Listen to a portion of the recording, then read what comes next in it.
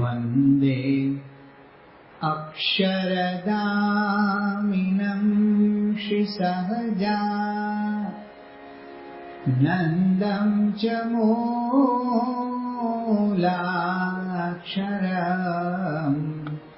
अक्षराधीश तुल्यतां च प्रगतम् श्रीप्रागजिं भावकम् शुद्धोपासनस्थापकं गुरुहरिम् यज्ञं तथा योगिनां भास्वन्तं प्रमुखं महान्तगुणिनम् श्रीजीस्वरूपं सदा आवियक्षरदामथीयवनिमा जे देहदारी थया आप्यासो भयपार भक्तजनने दिले धरीने दया कीधा चारु चरित्र गान करवा जेणे करुणा करी बंधु मंगल मूर्ति उर्धरी सर्वोपरि श्री हरि मंगलम सहजानंद मंगलम साक्षरो हरि मंगलम नीलकंठोस्तु स्वामिनारायण सदा स्वामिनारायण सदा स्वामिनारायण सदा।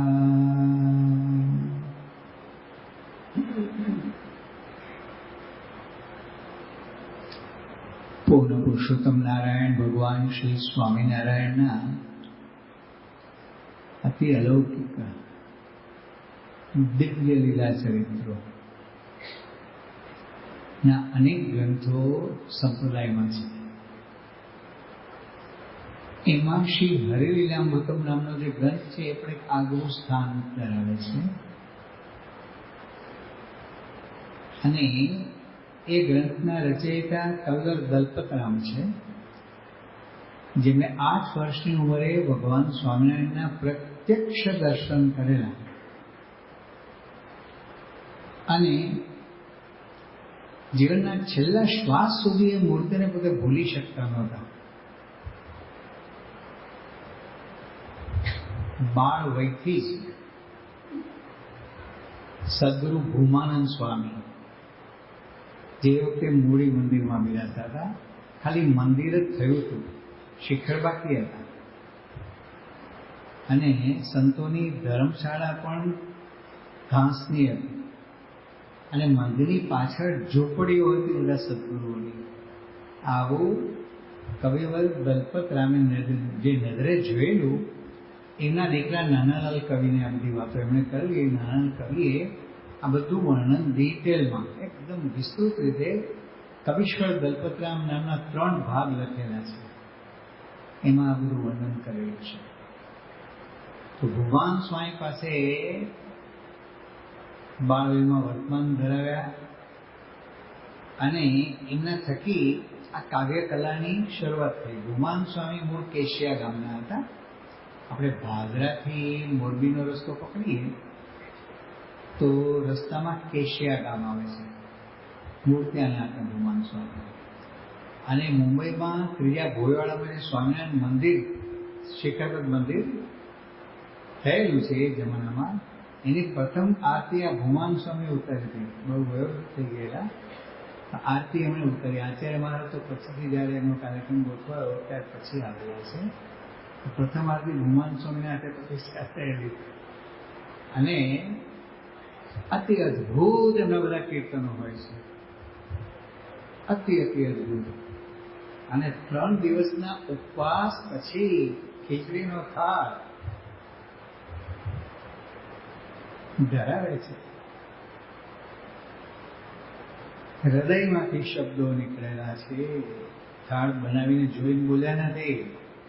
જમો થાળ જીવન જમવાની આપણી જે પ્રખ્યાત થાળ આખા સંપ્રદાયમાં જે આ ગવાય છે, ઘરે ઘરે ગવાય છે, એ એમનો બનાવેલો છે. દિવાળીનું વર્ણનનું જે ભજન છે એનું બહુ અદભુત છે. તે જ દિવાળી રે આજે મનુષ્યનો, કે આ મનુષ્ય દેહ મળ્યો એ જ દિવાળી છે.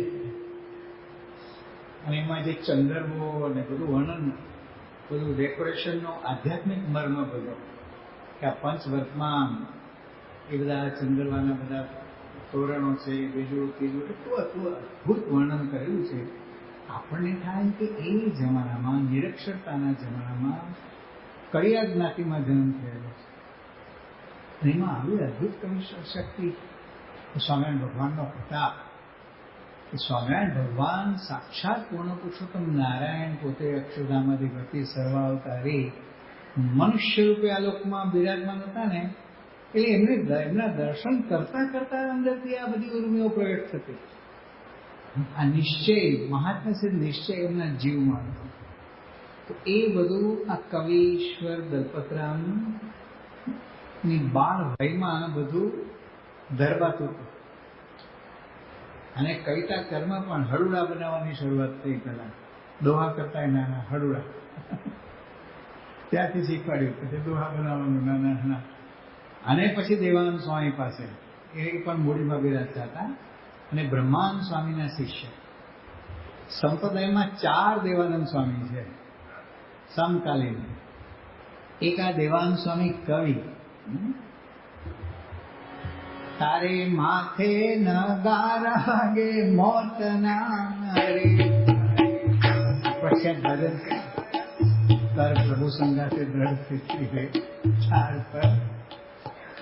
એવા ચાખાઈ માર્યા છે, એવા ભજનો છે.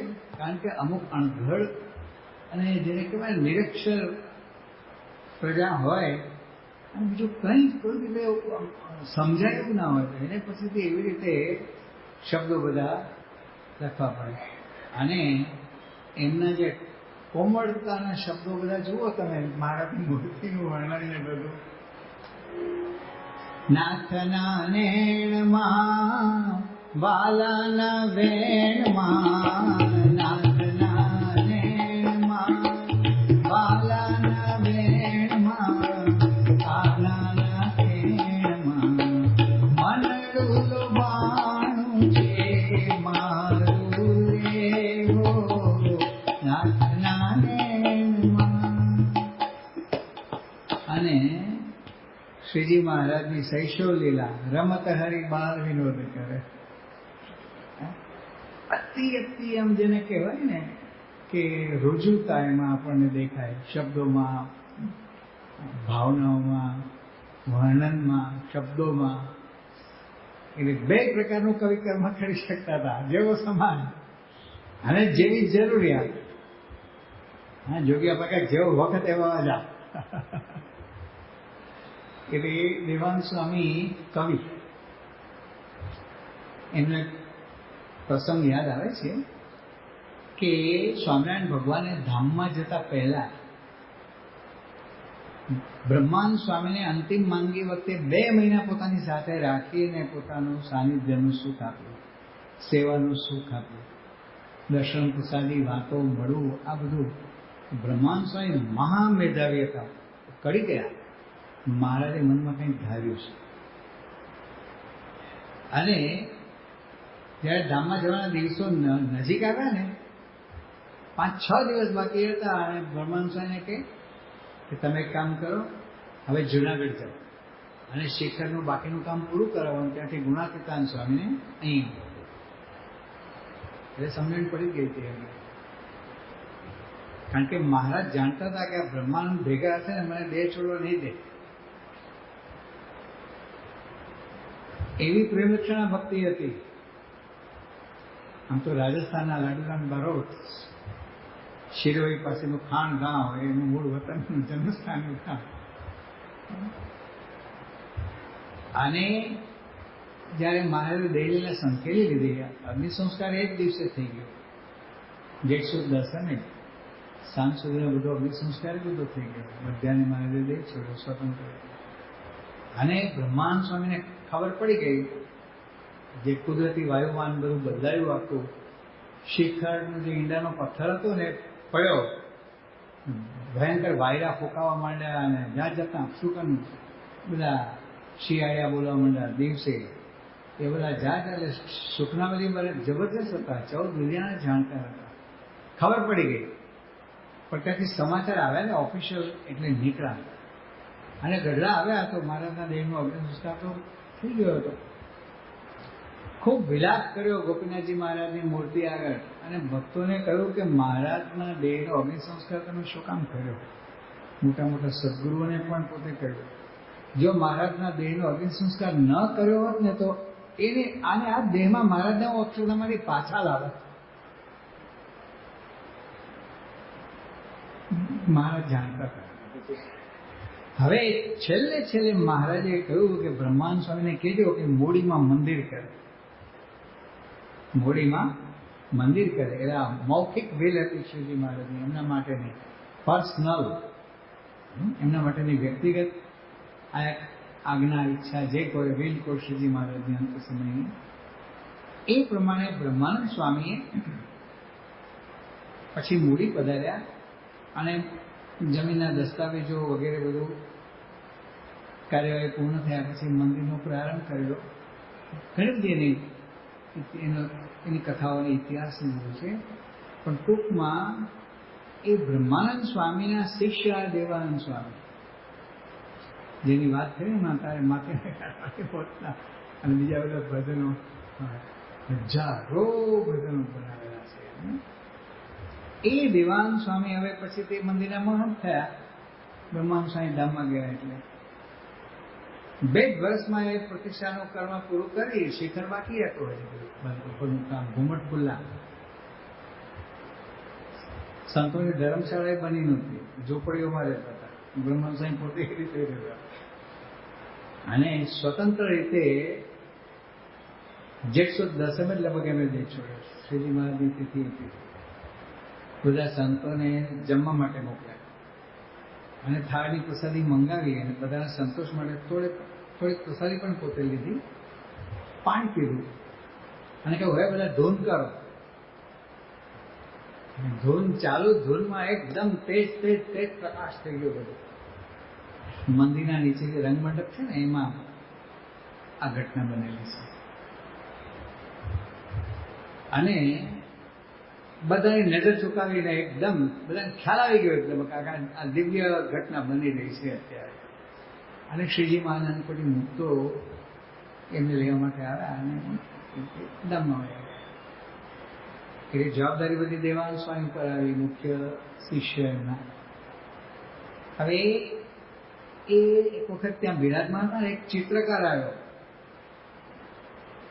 એને દિવાલ ઉપર કોલસા જેવું કે એવું હાથમાં લઈ, અને દેવાનંદ સ્વામીનું આબેહૂબ આખું ચિત્ર બનાવ્યું, સ્કેચ આબેહૂબ બનાવ્યું. એ આફરીન હશે દેવાનંદ સ્વામી ઉપર એકદમ, અને બહારનો બિનસત્સંગી માણસ પણ એકદમ. તો દેવાનંદ સ્વામીએ એના ચિત્રકારના ગયા પછી એ ચિત્ર આખું ભૂસાવડાવી નાખ્યું તરત જ. જો મહત્વાકાંક્ષા હોત ને તો રહેવા દે, આપણે ક્યાં ઈચ્છા હતી. આવી સહજતાવાળા બધા સંતો. એટલે દલપતરામ પછી આ દેવાનંદ સ્વામી પાસે કવિ કરવામાં આગળ વધ્યા. અને કવિતા ભજન એમને બનતા નથી. સાહિત્યનો અને અલંકારોનો, છંદોનો, માત્રામેળ વગેરે વગેરે આ બધો એનો અભ્યાસ કરવો પડે અને શીઘ્ર કવિતા કરવાનું આ દેવાનંદ સ્વામી શીખવાડેલું. એટલે જ્યારે અવકાશ હોય અને જ્યારે ગઢવાણ ઘરે ગયા હોય તો રોજ જ્યાં સ્નાન કરવા માટે જતા ને કૂવો કે તળાવ જે હશે નદી, ભોગવો નદી, જ્યાં સ્નાન કરવા માટે જાય ને ઉઠીને પ્રાર્થના કરીને નીકળે. પણ રસ્તામાં જે કોઈ દ્રશ્યો જોવામાં આવે ને એની જ કવિતા બનાવવા માંડે મનમાં. એ નાઈને પાછા આવે ને ત્યાં સુધી 4-5 પદો બનાવી નાખ્યા હોય.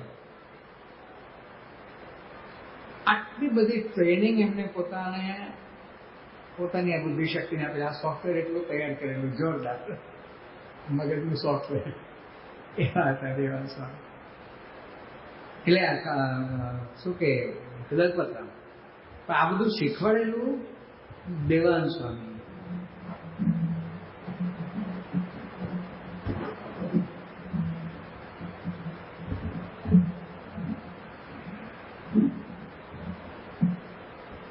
વાંચવાનું છે પછી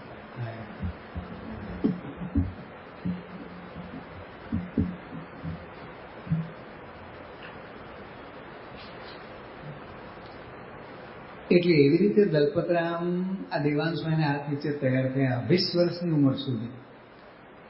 પછી અમદાવાદ નારાયણ દેવની ગાદીના પ્રથમ આચાર્ય અયોધ્યા પ્રસાદજી મહારાજ એ પણ મોટા કવિ હતા અને આ કાવ્યશાસ્ત્રમાં અને બધું ઘણા ઊંડા ઉતરેલા હતા. એકવાર હાથીની અંબાડી ઉપર બેઠા હતા અને એમની સવારી અમદાવાદ શહેરમાં નીકળી ગઈ. બધા 2000 સાધુઓ અને એટલા બધા હરિભક્તો, બહુ ભવ્ય અસવારી નીકળી હતી. પણ એમની વૃત્તિ સ્વામિનારાયણ ભગવાનની મૂર્તિમાં જ હતી. આચાર્ય મહારાજ એ અસવારી આખી ચાલીને ત્યાં સુધીમાં એમને 4 પદ સ્વામિનારાયણ ભગવાનની મૂર્તિના બનાવેલા. કવિતા કર્મ આટલું મોટું સન્માન થાય છે અને આખું અમદાવાદ શહેર હિલોડે ચડેલું છે, એની કંઈ પડી જ નથી. એ તો અંબાડીમાં બેઠા બેઠા સ્વામિનારાયણ ભગવાનની મૂર્તિના ભજનો બનાવેલા. એમને 4 ભજનો બનાવેલા સવારે દરમિયાન. આવા એમણે જોયું કે આ દલપતરામ ખીલતી ઉંમર છે, યુવાન છે ને હવે આગળ વધી રહ્યા છે અને આ કવિને હજી બહુ વધારે સારું ભણાવીએ ને તો સંપ્રદાયની બહુ મોટી સેવા એમના દ્વારા થાય ભવિષ્યમાં. આ દીર્ઘ દ્રષ્ટિથી અયોધ્યા પ્રસાદજી મહારાજ એમને અમદાવાદ લઈ ગયા અને નરનાદેવના મંદિરમાં આપણા એક ત્યાગી બ્રહ્મચારી હતા, મહાવિદ્વાન. એમની પાસે અઘરા ગ્રંથો બધા, કુવલયાનંદ અને આવા બધા ગ્રંથોનો અભ્યાસ કરાવડાવેલો. અને સાઈડમાં બધો પોતાની મેળે આ પુરાણો ને મહાભારત ને ભાગવત આદિ બીજા પુરાણો વગેરે એ તો પોતાની મેળે જ બધું સાઈડ રીડિંગ જુદું પાછું. આવી રીતે એની મહેનત બહુ હતી દલપતરામની. એટલે શીઘ્ર કવિતા કર્મ બહુ સારી રીતે કરી શકતા હતા. અને સ્વામિનારાયણ ભગવાનની મૂર્તિ 8 વર્ષની ઉંમરે જે પ્રત્યક્ષ દર્શન કરેલા એ રંજ માત્ર ભૂલી શકતા નહોતા. એ મૂર્તિને આમ જ્યાં સ્મરણ કરે ને એ મૂર્તિ એકદમ દેખાતી. એમને અંત અવસ્થા સુધી એ મૂર્તિ એકદમ દેખાતી. એમને આ ગ્રંથની રચના કરી છે એટલે આ બહુ મોટી વિશેષતા છે આ ગ્રંથની. અને આ રીતે સ્વામી શાસ્ત્રીજી મહારાજ જ્યારે આ ગ્રંથનો આખો ઉપક્રમ શરૂ થવાનો હતો એ વખતે વડતાલમાં બિરાજતા હતા. અને શાસ્ત્રી મહારાજની ઉંમર પણ યુવાન વય હતી, વિદ્વાન હતા જબરજસ્ત. શાસ્ત્રી યજ્ઞ પુરુષદાસ છે, એમણે ઘણું માર્ગદર્શન આપેલું છે. એટલે સંવાદ જે છે ગુણાતીતાનંદ સ્વામીના શિષ્ય વિદ્વાન બ્રહ્મચારી અચિંત્યાનંદજી એ વક્તા અને મુખ્ય શ્રોતા જે છે અભયસિંહજી દરબાર, ગણોદના અભયસિંહ એ જ્ઞાની હતા અને ગુણાતીતાનંદ સ્વામીના શિષ્ય. બીજા લોધિકાના અભયસિંહજી એ ગુણાતીતાનંદ સ્વામીના શિષ્ય, એ ધ્યાની હતા. રોજ 6 કલાક ધ્યાન કરતા. એમને ધ્યાનનું અંગ હતું. અને અભયસિંહજી ગણોદવાળા એ જ્ઞાની હતા. એટલે એમને શ્રોતા તરીકે સંવાદ જે આ ગ્રંથમાં મૂકેલો છે એ આ બેના નામે મૂકેલો છે. અને સંગ્રામસિંહજી મહારાજા ગોંડલના એમના એકને એક કુંવર પથુબા ધામમાં ગયા, અચાનક અકાળ અવસાન થઈ ગયું, અને જે શોક વ્યાપ્યો મહારાજાને કોઈ રીતે ટળે નહીં, અને મહારાજાનું એમાં દેહાંત થઈ ગયા, વિરહમાં ને વિરહમાં. એવું હતું દશરથ રાજાની જે. એટલે મોંઘીમાં મહારાણી એ તો સત્સંગી કુટુંબના હતા, એમના ધર્મપત્ની. મહારાણીએ કારભારી હરજીવન દવેને જુનાગઢ ગુણાતીતાન સ્વામી પાસે મોકલ્યા કે આવું આ થયું છે અચાનક, તો આપ પધારો અને મહારાજાને કથા કીર્તન દર્શનનો લાભ આપો, તો મહારાજાનું મન જરા ધીમે ધીમે ધીમે ધીમે સ્થિર થાય, શાંત થાય, અને શોકના કૂવામાંથી બહાર આવી જાય. એટલે પ્રસંગની આ ગ્રંથની શરૂઆત જ પ્રથમ ભાગમાં આ પ્રસંગથી જ થાય છે. એ બધું આખું માર્ગદર્શન આપનાર સ્વામી શ્રી શાસ્ત્રીજી મહારાજ. બે ભાગમાં, આ તો આપણે સંસ્થાએ સાથે એમાં 5 ભાગ છે, 4 કે 5 ભાગ લગભગ. અને ઓરિજિનલ જે આ વડતાલની પ્રત છે બાળબોધ લિપિમાં મને આ સેટ થઈ ગઈ છે વર્ષોથી, બધા હતા ત્યારથી, એટલે આ પ્રતનો ઉપયોગ કરું છું. તો એ 2 ભાગમાં છે. એટલે એમાં દલપત્ર એમ ખરેખર ખીલ્યા છે, અને આમ જેને કહેવાય ને કે એકદમ એમના હૃદયમાં શ્રીજી મહારાજના પ્રવેશથી આ બધી રચના થઈ ને એવું આપણને અનુભવાય ગ્રંથ વાંચીએ ત્યારે. અને વિદ્વતાની દ્રષ્ટિએ જુઓ તો કેટલા બધા છંદોનો ઉપયોગ કરેલો છે. પૂર્વ છાવ અને ચોપાઈ મુખ્યત્વે રહે, પણ જ્યાં પ્રસંગ બદલાય બીજું ત્રીજું હોય તો બધા કેટલા બધા છંદો જરૂરિયાત પ્રમાણે. વિરહના પ્રસંગો હોય તો એવો છંદ, શાર્દુલ વિપીડિત, ઉપજાતિ, ઇન્દ્રવર્જા, ઉપેન્દ્રવર્જા, લલિત, પછી એવા કેટલી બધી પ્રકારના છંદોનો ઉપયોગ પણ એમને આમાં, શિખરિણી, બધા સગધરા, આવા કેટલા બધા છંદોનો ઉપયોગ આ ગ્રંથમાં એમને કરેલો છે. એટલે સંપ્રદાયની ગ્રંથ રચનાની સેવા સિવાય ગુજરાતી સાહિત્યની ઇતર રચનાઓ પણ બહુ જ એમને મોટા પ્રમાણમાં કરી શકાશે. એ ગુજરાતી ભાષાના મોટા ગજાના એ કવિ થઈ ગયા, અને આપણા માટે ગૌરવની વાત કે સ્વામિનારાયણ સંપ્રદાયના કવિ પોતે થઈ ગયા. એક રમૂજી પ્રસંગ યાદ આવે છે, મજાનો પ્રસંગ કરવા આડ વાત કરું. આ કર પ્રભુ સંગાથે પીટીડી આપણે ગાયું ને એના ઉપરથી મને યાદ આવ્યું. 1977 આજથી 46-47 વર્ષ પહેલા પ્રમુખ સાહેબ મારા સાથે અમે લંડન હતા, અને ઇઝલિંગ્ટનમાં જે ચર્ચમાં મંદિર યોગી બાપાએ કરેલું ને, સેકન્ડ હેન્ડ ચર્ચ આખું બધું, અને બધું કાટમાળ જે કંઈ મોહમ્મદ સાહેબ મારાથી માંડીને બધા જ સંતો અને હરિભક્તો થોડા જે હતા, જાત મહેનતથી બધી સાફ સફાઈ કરેલી, બધો ડામર જામી ગયેલો અને એવું બધું વર્ણન સાંભળીએ છીએ આપણે જૂના સંતો પાસે. ઘનશ્યામ બાપા, નારાયણ પ્રસાદ સ્વામીને બધા જતા એમાં. તો એમાં એવી આપણે પછી બધું વ્યવસ્થિત થઈ ગયા. પછી મૂર્તિ પ્રતિષ્ઠા કરી હતી પ્રભુદાસ લાલજીના ઘરેથી, કંપાલાથી શાસ્ત્રીજી મહારાજે જે મૂર્તિનું પૂજન કરીને આરતી કરી હતી ને એ જ મૂર્તિ એવી આપણે ત્યાંથી લીધી. એ લંડન આપણે આ પધરાવી છે. લંડનથી પછી આસ્ટનની મૂર્તિ પધરાવી 77માં. પછી લીડ્સમાં એ મૂર્તિ પધરાવેલી છે, અત્યારે લીડ્સ મંદિરમાં છે યુકેમાં એ મૂર્તિ. હવે પ્રમુખ સાહેબ સવારે પૂજા કરે તો દિશા પ્રમાણે સ્વામી બાપા માને કે આ રીતે બેઠા છે, હરિભક્તો સામે બેઠા છે, અને 300-350-400 માણસ બહુમાં બહુ સમાય અકડે ઠઠ આમ બધા સંકોચ પામીને સંકોચ અવસ્થા કરીને બેઠા હોય તો 401 જેટલા સમાય. આખો ચિક્કાર મેળ નહીં. હવે રોડ ઉપર સીસીટીવી રાખવા પડે, નીચે એક બીજો નાનો હોલ હતો, એમાં પણ બધું ભરચક મેળ નહીં હોય, અને પેસેજમાં નીચે બહાર નીકળે ત્યાંય ટીવી ગોઠવ્યા હોય, રોડ ઉપર ગોઠવ્યા હોય, એટલા બધા હરિભક્તો ત્યાં આવતા હતા. 70માં એટલો સમુદાય નહોતો. હવે પ્રમુખ સાહેબ પૂજા કરે અને અમારે કીર્તનો ગાવાના, એમની સામે બેસીને અમે કીર્તનો ગાઈએ. તબલામાં મારી સાથે અક્ષય પુરુષ સ્વામી અમદાવાદમાં છે, એપી સ્વામી એ હતા. સળંગ 1.5 મહિના સુધી સાધ્યંત ભજનો ગાવાના પૂજામાં, અને નિત્ય નવા ભજનો પાછા ગાવાના. એમાં પૂજ્ય જ્ઞાનપ્રિય સ્વામી ક્યારેક ક્યારેક મારી સાથે કહેતા, આપણે એમને શું હોય પછી બાપાના અલ્પાહારની તૈયારી કરવાની, એટલે સેવક તરીકે ઠાકોરજીનો જેવી બધો વિધિ પૂરો થાય ને, પસાઈનું જળ ને થાળ ને બધું, એ તરત ઠાકોરજી લઈને ઈદમ તૃતીયમ દૂર જવાનું રહે છે એટલા સ્થાને. ત્યાં જઈને બધી તૈયારી કરવાની, ઠાકોરને ઠાલ કરવાનો વગેરે. એટલે કોક વાર મેળ આવી ગયો હોય તો પછી એમને કીર્તન ગાયું હોય, પણ વધારે પડતું મારે જ ગાવાનું હતું. હવે એમાં એક દિવસ એવું થયું કે વચ્ચેથી એક કીર્તન પૂરું થયું અને હું બીજું શરૂ કરતો હતો, ત્યાં ઓડિયન્સમાંથી ઘણી વખતે કીર્તન ઉપાડ્યું. એ અક્ષર ગોસ્વામીના પિતાજી પૂર્વાશ્રમના જિંજા હતા, ઈશ્વરભાઈ, અને મૂળ પરાણા ગામ. એ તારે એમ શું કરે, પછી એક્શન કર્યો, એ તારે માથે નગાર વાગે મોત ના રે. બોલો બધા જે અવાજ નથી આવતો,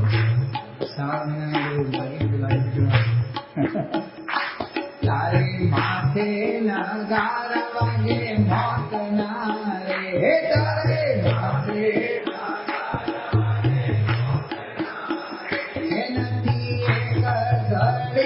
નિર્ધાર તોય જાણ્યા નહીં જગદીશને, નથી એક ઘડીનો નિર્ધાર તોય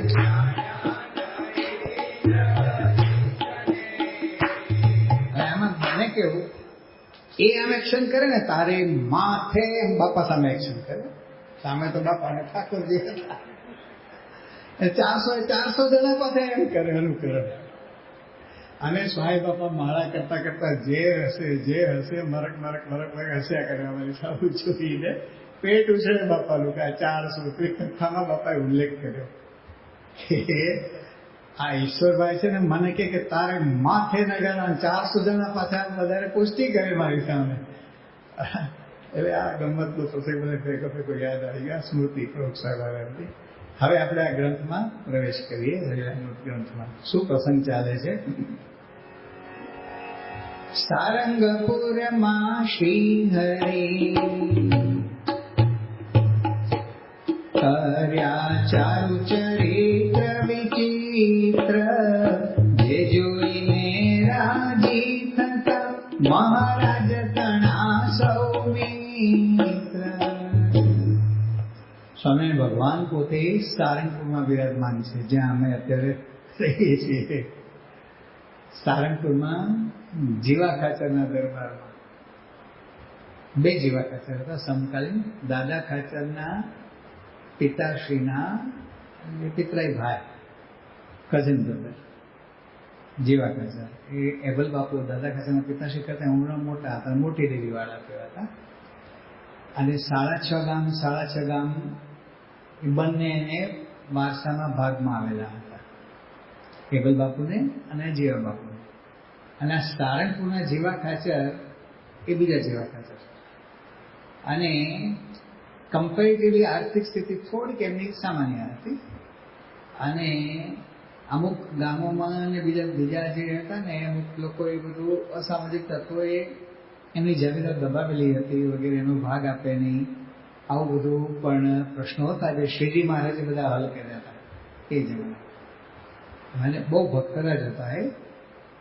અને એમને ભગવાને વરદાન આપ્યું એ પ્રમાણે જ અત્યારે જે સારંગપુરનું મંદિર આપણું ઊભું છે ને, ફલ્ગુ નદીના પટમાં એ મંદિર થયેલું છે. તો એ સારંગપુરમાં જીવા ખાચરના દરબારમાં શ્રીજી મહારાજ પોતે બિરાજમાન થયા છે. અને કહે છે કે કર્યા ચારુ ચરિત્ર વિચિત્ર. વિચિત્ર એટલે સામાન્ય રીતે વિચિત્ર શબ્દનો અર્થ આપણે સમજીએ છીએ એ નહીં. વિચિત્ર એટલે અનેક પ્રકારના, તરેના જુદા પ્રકારના ચરિત્ર શ્રીજી મહારાજ ત્યાં આગળ કરે છે.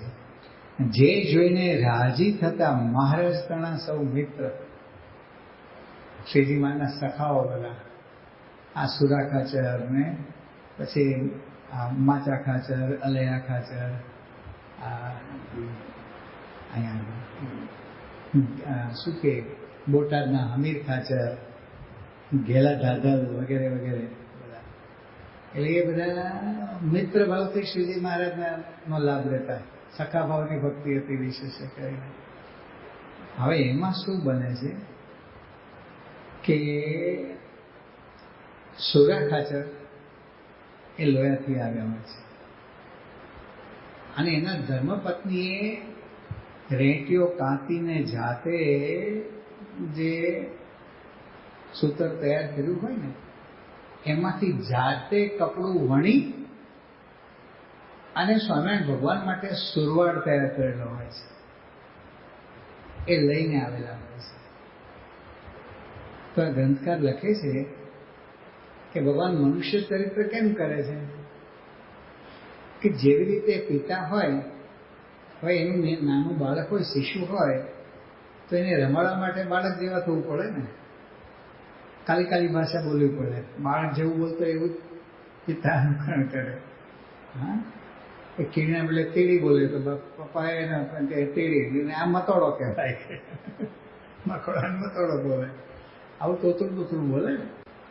ભારતના ફિલ્ડ માર્શલ જનરલ હતા જનરલ માણેક શાહ. હા, બાંગ્લાદેશ ને સ્વતંત્રતા અપાવી ઈસ્ટ પાકિસ્તાનમાંથી પારસી. હવે આવી અને અત્યારે જે એવી જે પોસ્ટ છે ને એમાં ફિલ્ડ માર્શલ જનરલ જેવો શબ્દ વપરાતો નથી. અત્યારે chief of the defence staff, CDS, આ શબ્દ કહેવાય છે. જનરલ બિપિન રાવત પ્રથમ બનાવ્યા મોદી સાહેબે, ત્યાર પછી મનોજ પાંડે હતા ને અત્યારે લગભગ અનિલ ચૌહાણ કે એવું નામ છે. ત્રણેય પાંખ, લેન્ડ ફોર્સ, એરફોર્સ અને નેવી, આ ત્રણેયના જે સરસેનાધિપતિઓ હોય ને એના ઉપર પાસે એક ઉપરી. હવે એના ઘરે નાનું પૌત્ર હોય તો એ સરસેનાધિપતિ તરીકે વર્તે. મિલિટરી છાત્ર ઘરમાં, ત્યાં તો પેલો શિશુ કે દાદા દાદા ઘોડો ઘોડો રમવું છે, તમે ઘોડો થઈ જાઓ, તો દાદા 4 પગે થઈ જાય, વાંકા વળી જાય, ચડી બેસે પેલો અને ધમધમાટ કરે પાછો. કોઈ દાદાને બધું વાલું લાગે, બધી રીતે અનુકૂળ થાય. અમે નૈરોબીમાં ભણતા હતા ને ત્યારે એક કવિતા આવતી હતી. નાના બાળકો ઘણી વાર દાદાનો ડંગોરો છે ને એમ 2 પગ વચ્ચે રાખીને પછી ઘોડો બનાવે. હા, દાદાનો ડંગોરો લીધો તેનો તો મેં ઘોડો કીધો, ઘોડો ચાલે રમ ઝમ, ધરતી ગાજે ધમ ધમ, ધમ ધમ ધરતી થાતી જાય, મારો ઘોડો કૂદતો જાય, કૂદતા કૂદતા આવે કોટ, કોટ કૂદીને મૂકે દોટ. આ પ્રાઇમરીમાં અમારા નૈરોબીમાં ગુજરાતીમાં આવતી આ કવિતા. અને ચિત્ર આવતું કે બાળક છે દાદાનો ડંગોરો આમ લઈને એ રીતે આ બધું કરે છે. તો અહીંયા આ દ્રષ્ટાંત આપે છે કે જેવી રીતે શિશુને રાજી કરવા માટે એના દાદા હોય, કાકા હોય, એના પિતા હોય, વડીલ હોય ને, એ જાણી જોઈને એના જેવા થઈ જાય, એની સાથે રમે, એની સાથે કાલું કાલું બોલે. પણ ત્યાં જો સરસેનાધિપતિ પણ કરે તો ફેમિલી લાઈફ રહે જ નહીં. આવું છે. એટલે અહીંયા આગળ શું કહે છે,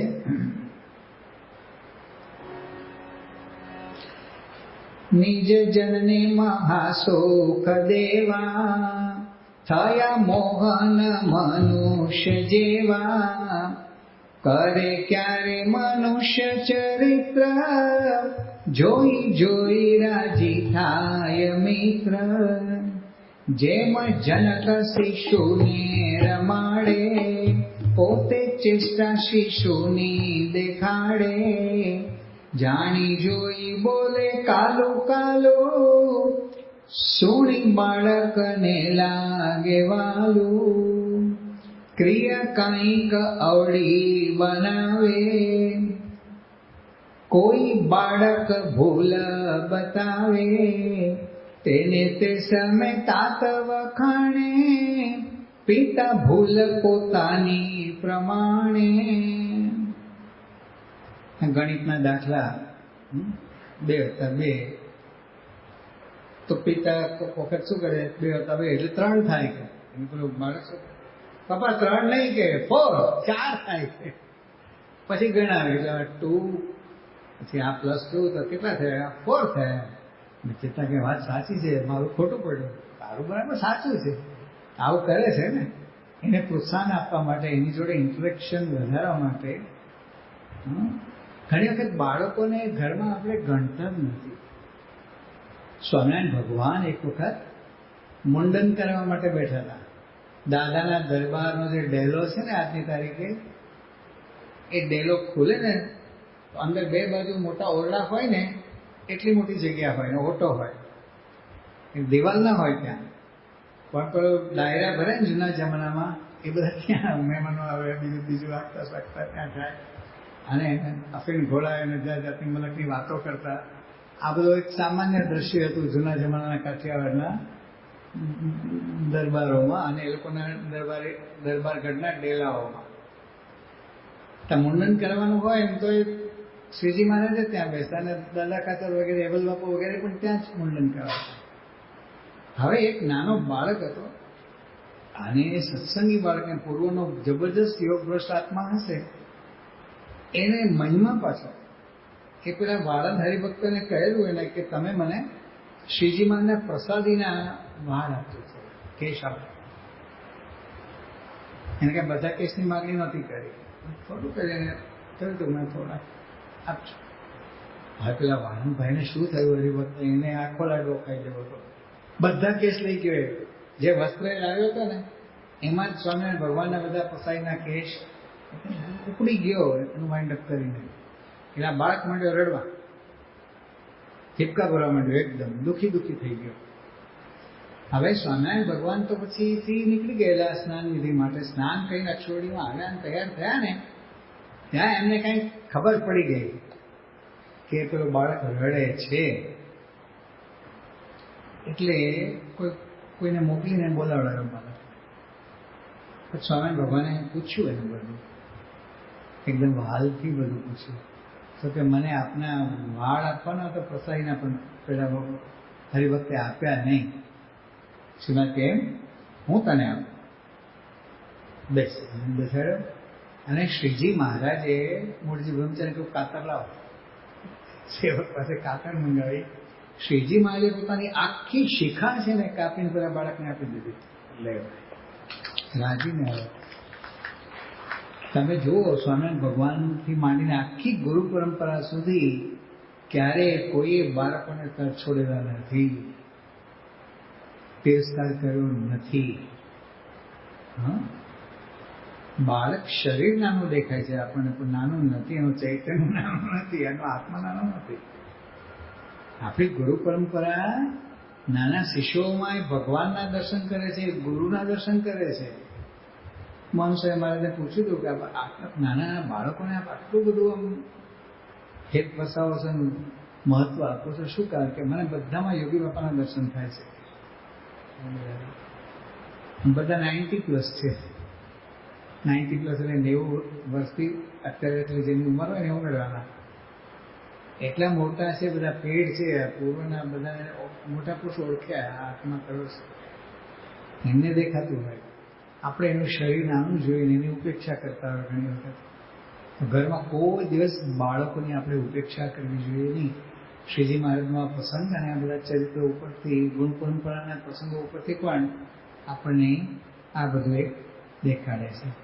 એટલે અહીંયા આગળ જે જાણી જોઈને પિતા છે કે વડીલ છે એ કંઈક આવડી ક્રિયા કરે, જેમાં ગણિતમાં કહ્યું ને એવું 2 + 2 4 કરે, એટલે 4 હોય પણ ના 2 + 2 5 થાય કે 3 થાય. બાળક ના કે ખોટું છે આ થાય એમ કરે ને, એટલે એનાથી શું થાય, બાળકને પ્રોત્સાહન મળે અને એના પિતાજી જોડે કે વડીલ જોડે એનું ઇન્ટરેક્શન વધે, હરસપરસનો સંવાદ વધે. સંવાદ વધે ને એકબીજા પ્રત્યેનું હેત વધે, વચ્ચેનું જે આવરણ હોય ને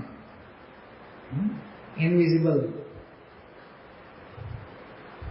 આ બધું જનરેશન ગેપ એ ઘટી જાય એકદમ.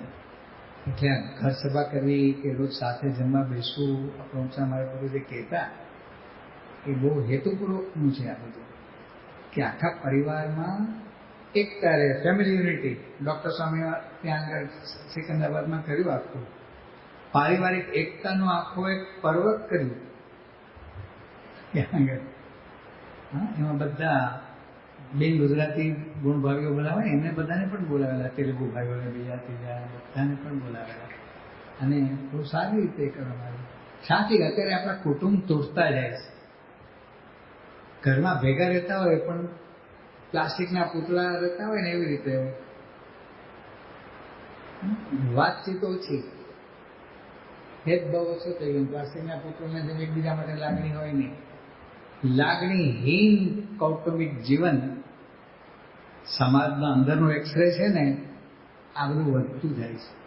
એટલે આ સત્સંગ અને સત્સંગમાં જે વાતો થાય છે એ, અને આપણી ગુરુ પરંપરાએ જે કહ્યું છે એને કહે છે પ્રમુખ સાહેબ ઘર સભાનું આપવું કહ્યું, રોજ સાથે જમવાનું એક વખત આખા પરિવારે, અને ભજન કીર્તન કે ઘર સભા રોજ કરવી. આરતીમાં પણ સવારની એક આરતી તો બધાએ સાથે જ કરતા, ઘર મંદિરની આરતી. આ બધો આગ્રહ રાખવામાં આવે છે. અત્યારના જમાનામાં બધું ધોવાતું જાય છે, અને આપણા સત્સંગી કુટુંબોમાં પ્રશ્નો ન આવે અથવા ઓછામાં ઓછા પ્રશ્નો ઉપસ્થિત થાય, એના માટે આ બધું બહુ જરૂરી છે. હવે અહીંયા પછી શ્રીજી મહારાજનું ચરિત્ર કહે છે કે પેલો સુરવાળ સુરા ખાતે લાવ્યા છે ને, તે તો કાઠીની ભાષા બોલતા ને, મારે કે નાથિયાની માએ તમારા માટે સુરવાળ બનાવ્યો છે. એમનો દીકરો નાથો ખાચર, એ નાથિયાની માએ બનાવ્યો છે. ઘણા નામ ના બોલે કે શાંતિભાઈ બનાવે, થોડું બોલે. આપણે ત્યાં બધું મર્યાદાઓ હોય છે આ બધી. હા, જે પત્ની હોય પોતાના પતિનું નામ ના બોલે, અમારા એવું કે કંઈક જરૂર પડી તો વાતચીત એ રીતે કરે. એવું નાથિયાની માયા મોકલ્યો છે, સુરવાળ બનાવ્યો, બહુ મહેનત કરી છે એને. આ પહેરો જાડત્રી ભાષા હોય આ લોકોને. શ્રીજી મહારાજ કે લાવો પહેરીએ, એટલે શ્રીજી મહારાજ પછી વસ્ત્ર પરિવર્તન કરવા માંડ્યા, અને પછી આ સુરવાળ પહેરતી વખતે એક પૈસામાં 2 પગ ખોસે. શું જગદીશભાઈ? એક પૈસામાં 2 પગ ખોસે. આ સુરા ખાતર કે મહારાજ આ સુરવાળ પહેરતા આવડતું નથી તમને. સખા ભાવથી મિત્ર એકબીજાને કહે એથી આ સુરવાળ પહેરતા આવડતું નથી તો અમારું કલ્યાણ કેવી રીતે કરશો? શ્રીજી મહારાજ કે કલ્યાણ તો આમ કરીશ, ચપટી વગાડી. શ્રીજી મહારાજ કલ્યાણ તો આમ થયું છે. એટલે જે પ્રેમાનુસારનું ભજન છે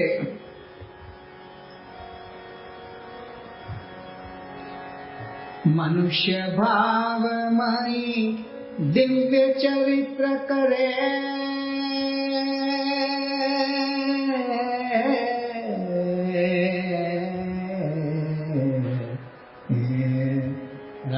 રાગેશ્વરી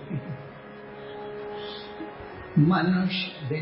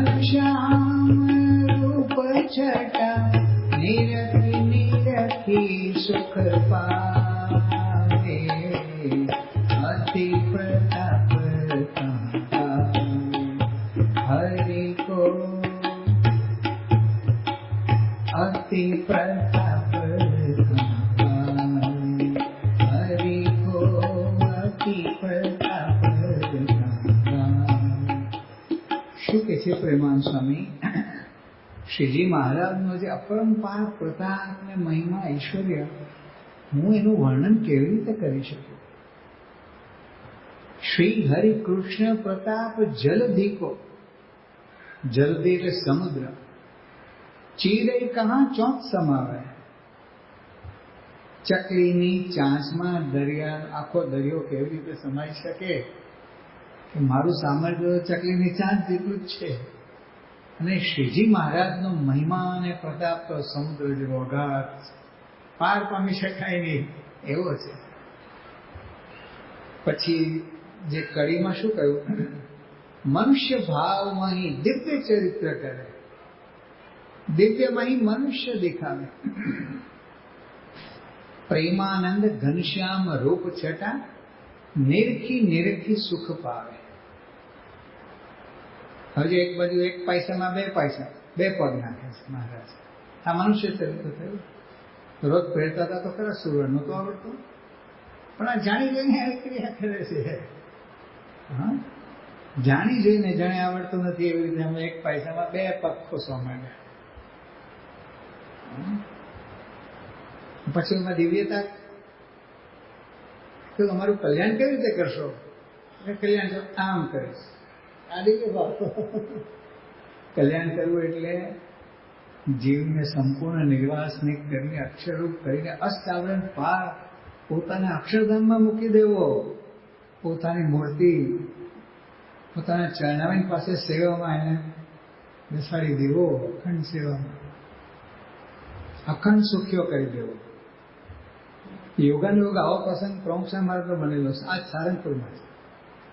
એમાં એવું બન્યું કે સ્વામી બાપા જૂનો સરસોનો ઉતારો છે ને, સોફા પર બેઠા હતા અને પત્રલેખનનું કામ બધું ચાલતું હતું. વચ્ચે કંઈક એમને લઘુશંકા કરવાનું જવાનું જનરલ છેડાવીને ઉભા થતા હતા ને, ધર્મચરણ સ્વામી સેવકને કે પેલા સાધુ આવ્યા છે ને, આપણે કે પેલા સાધુ એને બોલાવી રાખો. ધર્મચરણ છે કે કયા સાધુ? પણ આ પહેલા સાધુ અત્યારે તો 200 સંતો હાજર છે. એ પહેલા સાધુ એટલે કે પેલા આવ્યા છે ને, કે આજે આવ્યા છે ને પાછા જમીને નીકળી જવાના છે, અને આવું બધું વર્ણન કરે. એટલે ધર્મચંદ સાહેબને પછી ખબર પડી ગઈ. એટલે 2-3 વાર પૂછ્યું, પણ બાપાનું નામ યાદ ના આવે. બાબા કે પેલા કે કાયમ આવતા હોય છે ને આપણે બધું. તો ધર્મચંદ સ્વામી સમજી ગયા કે ભગવતચરણ સ્વામીને બોલાવવા માગે છે બાપા. એટલે પૂછ્યું ભગવતચરણ સ્વામી કે હા બોલાવી.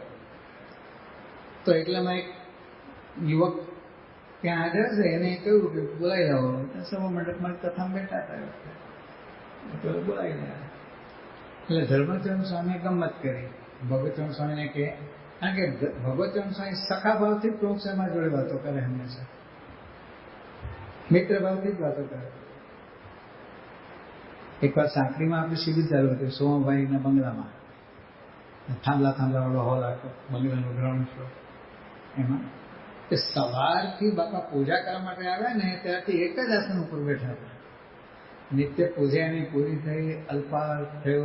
અલ્પાર પછી શિબિર શરૂ થઈ, અને બપોરે 12:30 આ બધું તંત્ર પૂરું થયું ત્યાં સુધી એક જ આસને બેઠા છે સ્વામી. ત્યાં ભગવતચરણ સ્વામીથી રેવાયું નહીં. બપોરે આવ્યા કે આ તમને કઈ પેશાબ લાગે છે કે નહીં? હવારમાં એક જ આસને બેઠા છો કે? તો બાપા તમને જવાબ શું આપે? બાપા કે તમને હજી ખબર નથી કે હું ઇન્દ્રિયો અંતઃકરણની ક્રિયાને દાબીને વર્તું છું કે? અને તેનું 26 એ સકા ભાવથી પાછો જવાબ આપે. આ ભગવતચરણ સ્વામીએ પણ આવી મજાક કરી ગઈ, મારું નામ તમને યાદ નથી આવતું, આટલા વર્ષોથી તમારા ચરણોમાં છું, અને આટલા વર્ષોથી આપણે બધું સંબંધ છે ને બધું. તમારું કલ્યાણ કેવી રીતે કરશો? કે નામ જ યાદ આવતું નથી, પછી આમ કરે. કલ્યાણ શું કરશો તમે? ત્યારે સ્વામી બાપા એમ જો કલ્યાણ તો આમ કરીશું, ચપટીમાં કલ્યાણ કરશું. આ યોગાનુયોગ બનેલા પ્રસંગો છે, આ કોઈ ગોઠવેલી વાત નથી. જેવો શ્રીજી મહારાજનો પ્રસંગ અસુરાખાચર સાથેનો બનેલો છે, આ ગ્રંથમાં લખાયેલો છે. આવો જ પ્રસંગ પ્રમુખ સાહેબ મહારાજનો પણ નોંધાયેલો છે. એટલે મનુષ્ય ભાવમાં અહીં દિવ્ય ચરિત્ર કરે. મનુષ્ય રૂપે હોય ત્યારે મનુષ્યના જેવું જ બોલવું ચાલવું, બધી ક્રિયા એ ભૂલી જાય, ને 6 પેઢીના નામે ભૂલી જાય. પાછા બધું યાદ આવે. જીવન ચરિત્રમાં આવે છે ને વારે વારે. આમ કોઈક મળવા આવ્યો એક પરદેશમાં હતો તો ખ્યાલ આવે કે આટલી એમની 6 પેઢી સુધીના વડવાળો નામ બધા બોલી ગયા સહજપણે. અને એકાદું ન હોય, આવું કેટલા બધા ઢગલા બંધ બધા હરિભક્તોનું બધું એમને યાદ હતું. અને કોઈક વાર આવું દેખાડે ભૂલી ગયા, તેને કશું યાદ નથી આવતું. આવી ચરિત્ર કરે. એટલે આ શું છે ભગવાનના ચરિત્રો દિવ્ય જ છે, સત્પુરુષના ચરિત્રો પણ દિવ્ય જ છે. ગુણાતીતાનંદ સ્વામી કહે છે કે દિવ્ય ભાવ અને મનુષ્ય ભાવ એક સમજવા તો માયાને તરી ચૂક્યા છો, એમાં સંશય ન થવો જોઈએ. હવે આ બાજુ બાળક અને માટી ખાધી બીજા બાળકોની જેમ, ગલુડિયા માટી ખાય. એનું એક કારણ છે કે અજાણપણે એ છે ને માટીમાંથી કેલ્શિયમને શોધે છે. એના શરીરમાં કેલ્શિયમની ઉણપ આવે ને ત્યાં નાનું શિશુ ભાખોડિયા ભરતું હોય ને એ પણ જઈને બહાર માટી મોઢામાં નાખે. એને આ ખવાય કે ના ખવાય એવું ખબર નથી, પણ એને કંઈક અંદર અનુભવ થાય છે.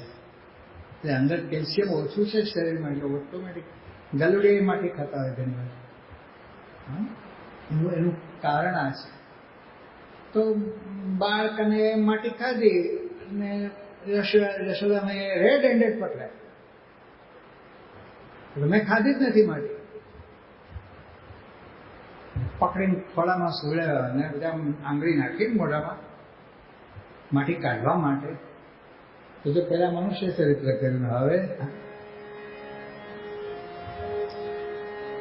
મુખમાં જશોદાને બ્રહ્માંડ દેખાડ્યું, મુખમાં જશોદાને બ્રહ્માંડ દેખાડ્યું, નરસિંહ રૂપ વાલે નભુની પજાર્યું.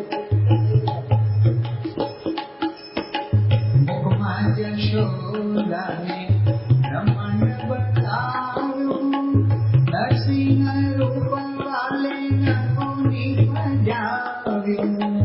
નાથ્યો નાગ જમુના તીરે, પ્રભુ પલમાં જાય સો કરે, પ્રભુ પલમાં જાય સો કરે, સમર્થ શું કરે, પ્રભુ પલમાં જાય સો કરે.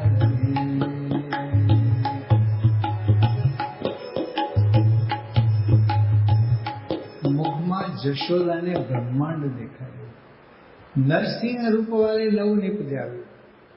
નાચ્યો નાગ જમના તીરે. કાલી નાગ કેવો માં ભયંકર નાગ છે, ભાગવતમાં જેનું વર્ણન આવે છે. તો એ ભગવાને નાચ્યો, અનેક ફેણો હતી પછી. એટલે એક બાજુ મનુષ્ય ભાવ દેખાડે ભગવાન, અને એમાં પાછો દિવ્ય ભાવ હોય એ પ્રગટ થાય. આ બે એક જ છે. મનુષ્ય ભાવ એ મનુષ્ય ભાવ નથી, એ સુખ આપવા માટે છે, તમને વિશેષ આનંદ આપવા માટે છે, વિશેષ પ્રકારની સ્ફૂર્તિ આપવા માટે છે. અને ગુણાતીતાંશ એ બે એક જ સમજવાના છે કે મનુષ્ય ભાવ એ દિવ્ય ભાવ જ છે, દિવ્ય ક્રિયા જ છે. સ્વામિનારાયણ ભગવાને એક વખત 3-4 સળી છે ને એમ ઊભી કરી, પછી આમ કહીને પાડી નાખી. સભા બેઠી છે અને આવી ક્રિયા કરી. મુક્તાનંદ સ્વામી આ દર્શન કરતા હતા મહિમાથી, એમને પૂછ્યું કે કોઈ મનુષ્ય આવી ક્રિયા કરે તો એ ચાળો કર્યો કહેવાય. આપ તો સર્વોપરી ભગવાન છો, તો આ ચાળો નથી, આ ચરિત્ર છે. માટે આનું રહસ્ય સમજાવો, શું કર્યું આપણે? સ્વામિનારાયણ ભગવાને કહ્યું કે એક બ્રહ્માંડની ઉત્પત્તિ કરી, સળીઓ ગોઠવી આમ કર્યું, એક બીજા એક બ્રહ્માંડનો પ્રલય કર્યો. એક બ્રહ્માંડ એટલે શું? ગૂગલમાં જજો, નાસાની વેબસાઇટો જોજો તો કંઈક અંદાજ આવશે કે અસલ વાસ્તવિક જે એના ફોટોગ્રાફને એની વિડીયો કેવી હોય. બ્રહ્માંડ એટલે કેટલા બધા કલર આવી જાય. તો કે એક બ્રહ્માંડ ઉત્પન્ન કર્યું અને બીજા એકનો પ્રલય કરી નાખ્યો, નાશ કર્યો, સળીઓ પાડી નાશ કરી નાખ્યો. મુક્તાનંદ સ્વામીએ પૂછ્યું ત્યારે ભગવાનની ક્રિયા અલૌકિક છે, દિવ્ય છે, દેખાય છે માણસ જેવું તંત્ર, પણ એ માનુષિક ક્રિયા નથી. આ પંચાળનું જે ચોથું વતનામત છે ને, એમાં સ્વામિનારાયણ ભગવાને મુનિ બાવાના પ્રશ્નનો ઉત્તર બહુ જ વિસ્તારથી આપેલો છે આ વિષયમાં. મુનિ બાબા કોણ હતા? સુરતના જે મોટા મોટા એ જમાનામાં શ્રેષ્ઠીઓ કહો, બધા અધિકારી વર્ગ કહો, એવાના ગુરુ હતા. મોટા મહાવેદાંતી હતા. અર્ધેશ્વર કોટવાલના ગુરુ હતા. હવે વેદાંતી હતા, વિદ્વાન જબરજસ્ત પાછા.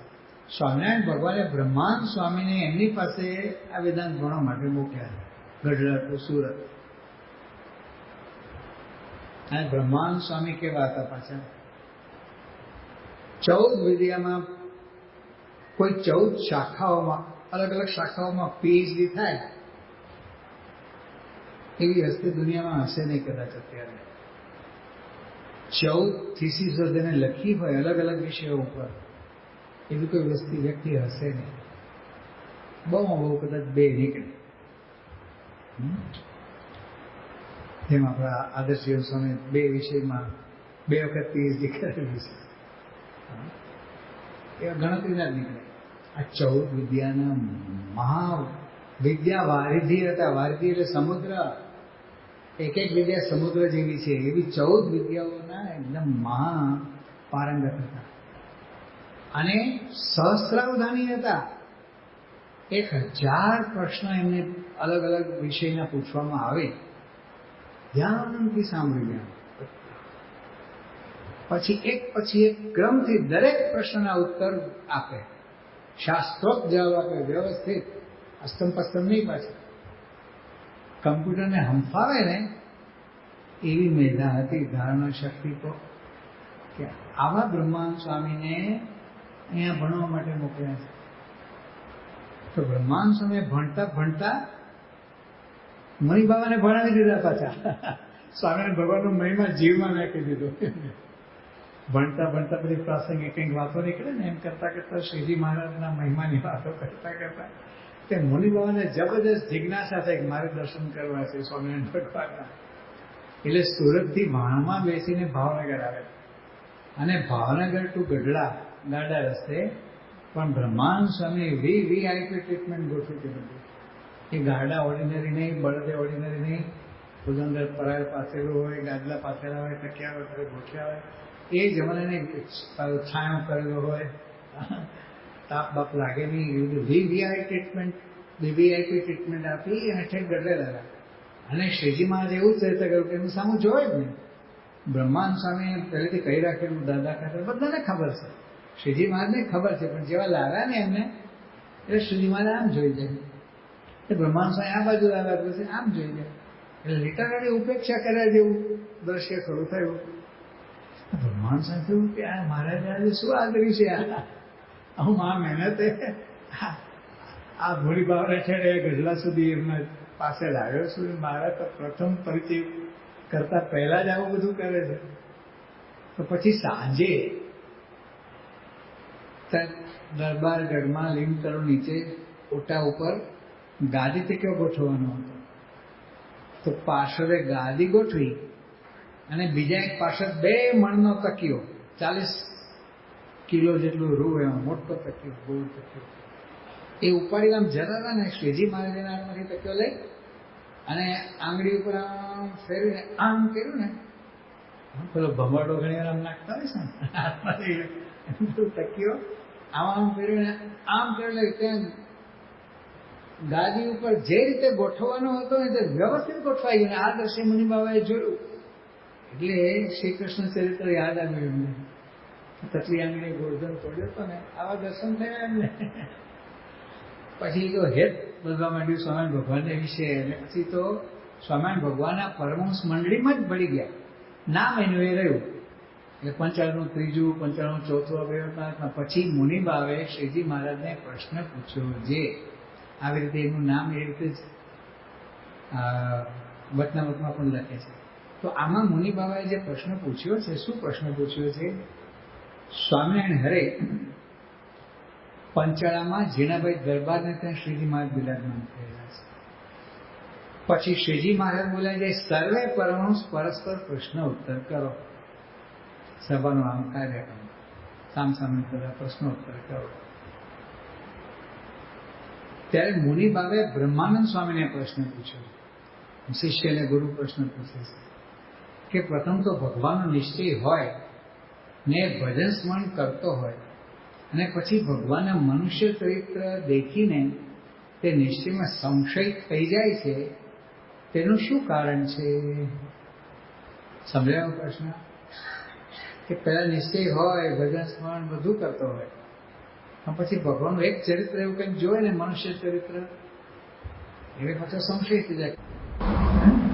આંધ્રમાં જ્યાં ઋષિના પ્રખ્યાત પૌરાણિક મંદિરો છે, ગોળનું પાણી ન ધરાવવામાં આવે છે. પર્વતમાં ક્યાં વહી જાય છે ખબર જ પડતી નથી. ગોળનું પાણી ઢોળાય તો ત્યાં કીડા મકોડા થાય નહીં.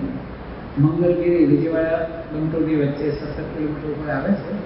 એ સમય ભગવાન ત્યાં પધારેલા છે. મંગલગીરી બંધ એ સ્થાન પ્રકાશ છે. હવે પગમાં બધું ચીકણું ચીકણું લાગે છે. ટેકરી ઉપર છે, બધું નીચેથી લાવવાનું. અને નૃસિંહ ભગવાનનું મોહરો છે અને એમાં ગોળનું પાણી એનો ઘડો રેડે. તમે તમારે પેલું કરવું હોય સેવા ભરીને અંદર ઓડકારે આવે, અવાજ આવે પછી.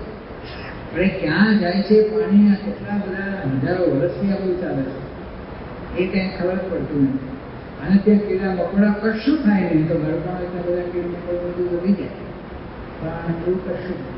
ગોળનું પાણી શું કામ? ઠંડક માટે. ઠંડક શું કામ? ક્રોધાયમાન છે, ક્રોધને શાંત કરવા માટે. ત્યાંથી ક્રોધાયમાન છે એટલે ગોળનું પાણી. ગોળનું પાણી માણસને પીવડાવે એટલે ધીમે ધીમે ધીમે ઠંડક થાય. એવું છે.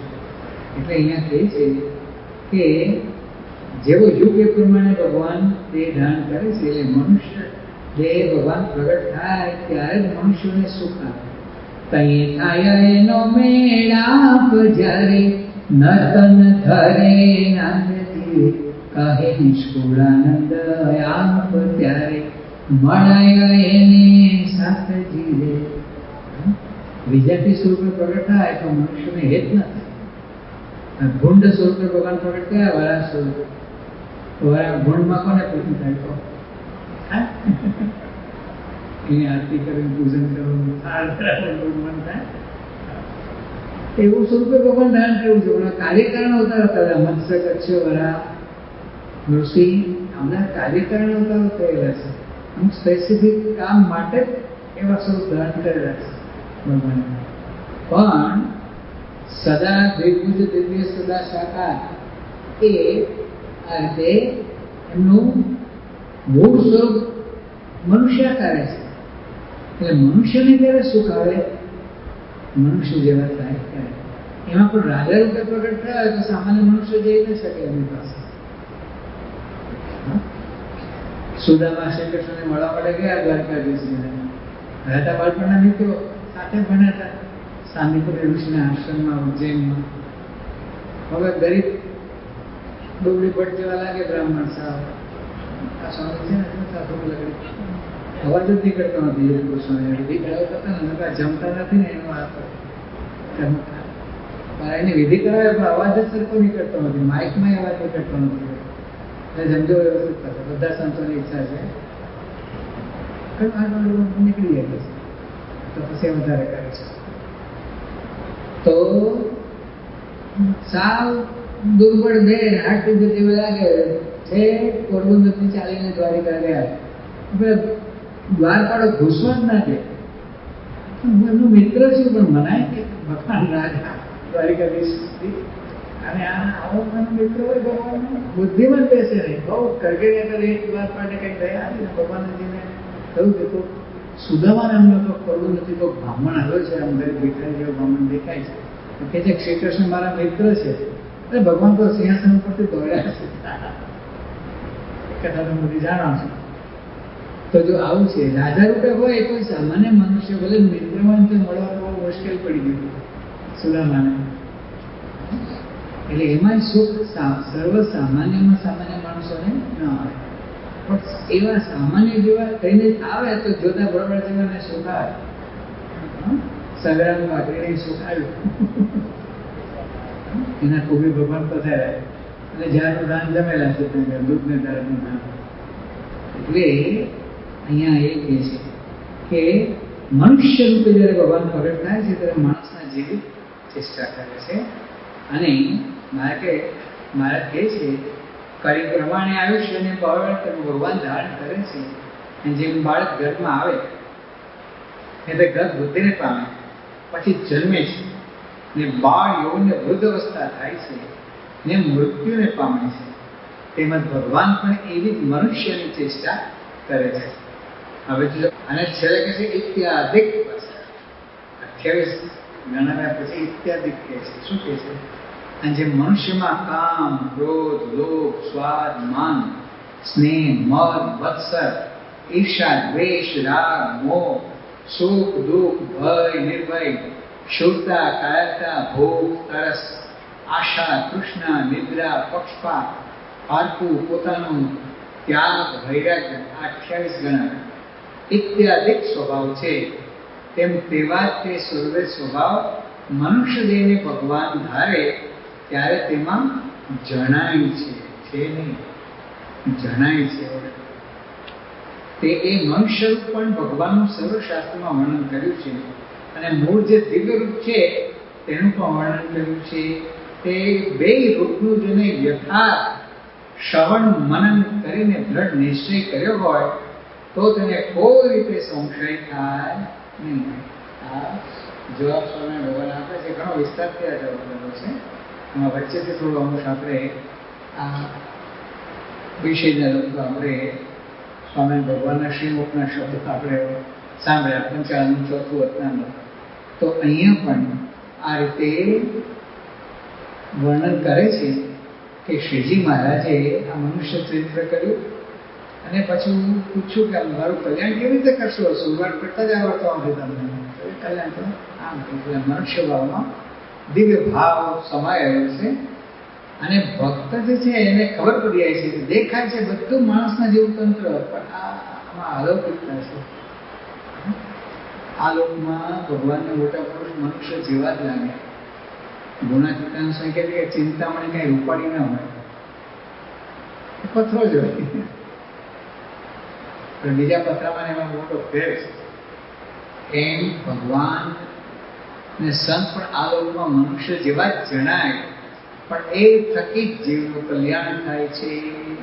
આવો ગુણાતીતાન સ્વામી બોલે છે.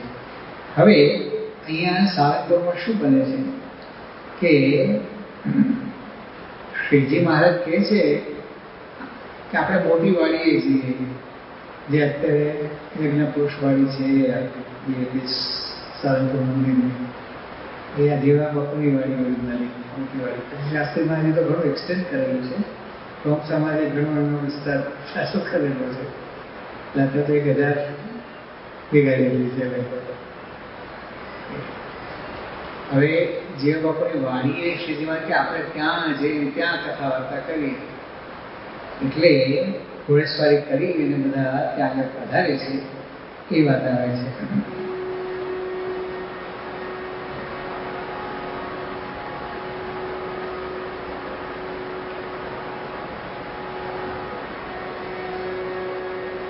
કાયું ચપટી વજાડીને હરીએ, આટલામાં કલ્યાણ તો કરીએ.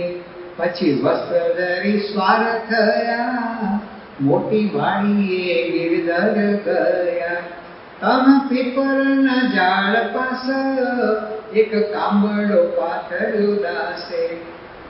વાલે ત્યાં જ્ઞાનની કરી વાત, સોણી સર્વે થયા રડિયાત. ત્યાં પછી પીપળાનું વૃક્ષ હતું, એની નીચે એક કામળો બ્લેન્કેટ એ પાથરી દેવામાં આવ્યો. એની પર બિરાજીને સ્વામી ભગવાન કથા વાર્તા કરે છે. જ્ઞાન વૈરાગ્યની વાત શ્રીજી મહારાજ ત્યાં કરે છે. અને એક કથા સમાપ્ત થઈ એટલે શ્રીજી મહારાજ કહે છે કે એમ થાય છે કે સેતુ સામાન તમે અહીંયા મંગાવો તો બધાને અહીંયા જ જમાડી દે. સંતો હરિભક્તો પોતે પણ ત્યાં વિકાર કરે એવી રુચિ દેખાડે. વન મહોત્સવ કરીએ અત્યારે આજે આપણે ઘરેથી બધું સીધું સામાન બધું મંગાવો.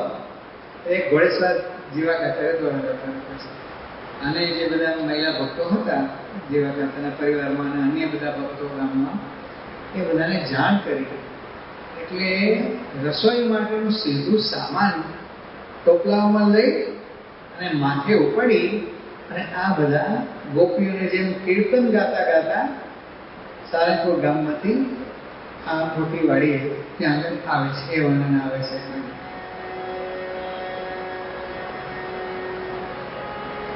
તહ પીપરના ઝાડ પાસે એક કાંબળો પાથર્યો દાસે, વાલે ત્યાં જ્ઞાનની કરી વાત, સુણી સર્વે થયા રણિયાત. જીવ ભક્તને કહે ભગવંત, અમે અહીં જમાડશું સંત, દરબારમાં તરત કહાવો, સીધું સામાન અહીં મંગાવો. પછી મોકલ્યું માણસ ત્યાં, તેણે જય કહ્યું દરબાર માયા. સુણીને સજ્જ થઈ સૌ ભાઈ, સીધું સામાન લઈ જાય. નામાવલી આવે છે બધાના. સોમબાઈ ને ભાઈ પાંચાળી, દેવબાઈ બહુ પ્રેમ વાળી, રાણ દે રૂક દે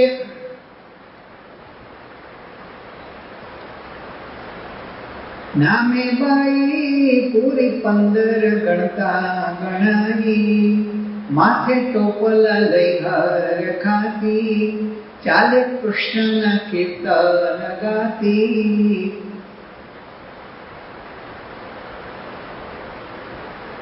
થાળ લઈ ઋષિ પત્નીઓ જેમાં, અતિ શોભી હતી શોભી તેમાં. ઋષિ પત્નીઓ જે વિવિધ પ્રકારના થાળ તૈયાર કરીને શ્રી કૃષ્ણ ભગવાનને જમાડવા માટે ગઈ ને, એવી શોભી રહી છે, એવું અહીંયા વર્ણન કરે છે.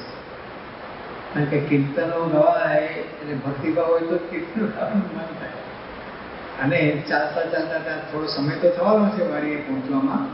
એટલે સર સામાન સીધું સામાનપુર એના ટોપલા માથા ઉપર લઈ અને આ બધા કીર્તનો ગાતા ગાતા ત્યાં આગળ પહોંચે છે. જય વાડીએ વાલાની પાસે, મૂકી ટોપલા પ્રણમી ઉલાસે. તેનો પ્રેમ પેઠીએ ગઠામે, મોટા મુક્ત તે આશ્ચર્ય પામે. બધો પ્રેમભાવ જોઈ અને એ બધા ભક્તોને પણ આશ્ચર્ય થાય કે આ બધા કેટલો બધો ભક્તિભાવ અને પ્રેમભાવ પ્રત્યક્ષ સ્વામિનારાયણ ભગવાનની વિશે છે. પછી ચોકોતે ઠામ કરાવી, હરી હાથે રસોઈ બનાવી. સારું વૃંતાકનું કર્યું શાક, કરી બાટીઓ સરસ યથાક. પછી આ રસોઈ કરવાની હતી ને, પછી ભૂમિની શુદ્ધિ કરવી પડે ને, ચૂલો કરવાનો હોય બધું ચોખ્ખો કરાવ્યો. એટલે માટી છાણ મિક્સ કરી અને વ્યવસ્થિત પાણી છાંટીની જગ્યા પવિત્ર કરીને ઉપર લીપી નાખ્યો, વ્યવસ્થિત કરીને ત્યાં પછી ચૂલો તૈયાર કર્યો. અને સ્વામિનારાયણ ભગવાને જાતે બાટીઓ અને વૃંતા કેળા રીંગણનું શાક બનાવ્યું. એમને જ્યારે જ્યારે જાતે રસોઈ કરવાની થાય ત્યારે એક જ આઈટમ બાટી, ઉત્તર પ્રદેશની બાટી અને રીંગણનું શાક અને રીંગણના બારોબાર ઘી પાછું. અને બાટીઓ પણ હવે એમાં આ સોમલો ખાચર અને આ બધા આજુબાજુ જોવે જ છે. આ બધું કચેરી રસોઈ કરે છે એ બધું. આ સોમલો ખાચર આવ્યા, સોલા ખાચર બહુ મોટા જ ના હતા અને સોનાની મૂઠવાળી તલવાર રાખતા, હાઈટ બોડીમાં જબરા હતા. અને શ્રીજી મહારાજ ઉપર અમુક બધા એવા દ્વેષી તત્વો હતા એ જમાનામાં સમાજમાં. સંપ્રદાય નવો નવો ઉગતો હતો ને, તો તેજો દ્વેષના કારણે કેટલાક સ્વામિનારાયણ ભગવાનનું ખૂન કરવા માટે કરતા હતા. એટલે બોટાદ પોતાનું ઘર બહાર જણી જાગી બધું છોડી અને પરમાનન્ટ સ્વામિનારાયણ ભગવાનની સેવામાં ગરડામાં આવી ગયા હતા. અને અક્ષર ઓરડીમાં શ્રી મહારાજની સાથે રહેતા હતા. મહારાજ ત્યાં હોય ત્યારે ત્યાં, સભામાં હોય ત્યારે સભામાં. શ્રીજી મહારાજ વતનતા બોલ્યા છે, લગભગ પ્રથમ 73માં એમાંથી વાત કરે છે કે અમારી પાસે નિરંતર રહેનારા એવા સોમલો ખાચર અને મૂળજી બ્રહ્મચારી એ જાણે છે કે મહારાજ તો આકાશ સરખા નિર્લેપ છે અને મહારાજને ભગવાનના ભક્ત સિવાય કોઈ સંગાતે સંબંધ નથી. અવતારનું શ્રીજી મહારાજ બોલ્યા છે, અમારી પાસે નિરંતર રહેનાર સોમલો પાસે સોમલો ખાતે ધીમે શ્રીજી મહારાજ કહે છે કે મહારાજ આ બાટીઓ આપણે બનાવી છે, પણ તો પેલી છે ને એમ કે કાંકરી આપણે લીધી આમ તાકીને એક બાટી ઉપર આમ ફેંકી દીધું. આ બાટી કાચી રહી ગઈ છે, આને જરા બરાબર શેકો. હવે મૂળ ઈચ્છા શું હતી? ભગવાન પોતે રસોઈ બનાવી આ મહા પ્રસાદી કહેવાય ને, જોઈએ છે. શ્રીજી માં સમજી ગયા છે કે સાથી આમ કે છે સાથી આ બધું એ બતાવે છે. શ્રી માટે તો સમજ પડી ગઈ એટલે અનડ્યુ બેનિફિટ લેવું છે. અનડ્યુ બેનિફિટ સમજાય છે? અંગ્રેજીમાં અનડ્યુ બેનિફિટ કહે છે કે ખરેખર એના હકનું નથી આ, પણ છતાં એનું બેનિફિટ લેવું છે. શ્રીજી મહારાજ સમજી ગયા છે કે અમને જોઈએ છે આ પ્રસાદની વાત મેં બનાવી છે, બધી રસોઈ જોઈએ છે આ કાઠીઓને, અવતારના પ્રતિનિધિ રૂપે આ બધું કરે છે. એટલે શ્રીજી મહારાજે કહ્યું કે રસોઈ અભડાય કે હવે દૂરથી કાંકરી બાટીને મારે તો કે બાટી અભડાઈ નથી જતી, એમ કઈ થતું જ નથી. પણ શ્રીજી મહારાજ છતાં એવું કહ્યું બધી રસોઈ અભડાઈ ગઈ એટલે આપી દો અમને, આમ તો દે દો. એટલે મહારાજે જેટલી રસોઈ બનાવી આ બાટીને રીંગણાનું શાક ને એ બધું મેળવી લીધું. આ કાઠી એવી પ્રસાદી વેચી ખાધી બધા ત્યાં. શ્રીજી મહારાજે પછી નવી રસોઈ બનાવી છે. ભગવાનને ડબલ મહેનત અપાય, પણ ભગવાન રાજી છે એમાં. સુખ આપવા માટે, લાભ આપવા માટે, મનોરથ પૂરા કરવા માટે જ પોતે પધાર્યા છે. કાવ્યનું 5મું વતનામત છે ને, એમાં સ્વામિનારાયણ ભગવાન પોતે પ્રશ્ન ઉપસ્થિત કરે છે અને પોતે જવાબ આપે છે કે ભગવાન તો પોતાના અક્ષરધામમાં રહ્યા થકા અનંત જીવોનું કલ્યાણ કરવા માટે સમર્થ છે, છતાં આ લોકમાં શું કામ પ્રગટ થાય છે? તો કે પોતાના વિશે અતિશય પ્રીતિવાળા જે પ્રેમી ભક્ત ના લાડ કોડ પૂરા કરવા માટે મનુષ્ય દેહ ધારણ કરે છે. પછી સાથે સાથે અધર્મનો ઉચ્છેદ કરવો અને ધર્મ સ્થાપન કરવું એ બધું સાઈડ વર્ક છે. મુખ્ય કામ તો ભક્તોને સુખ આપવું એ છે. આ સુખ આપે શ્રીજી મહારાજ. આ ચરિત્ર વાંચી અને આપણે અત્યારની કથાની સમાપ્તિ કરશું. શું કહે છે? પછી ચોકોતે ઠામ કરાવી, હરી હાથે રસોઈ બનાવી. સારું ધૂમ કાકાનું કર્યું શાક, કરી બાટીઓ સરસય થાક.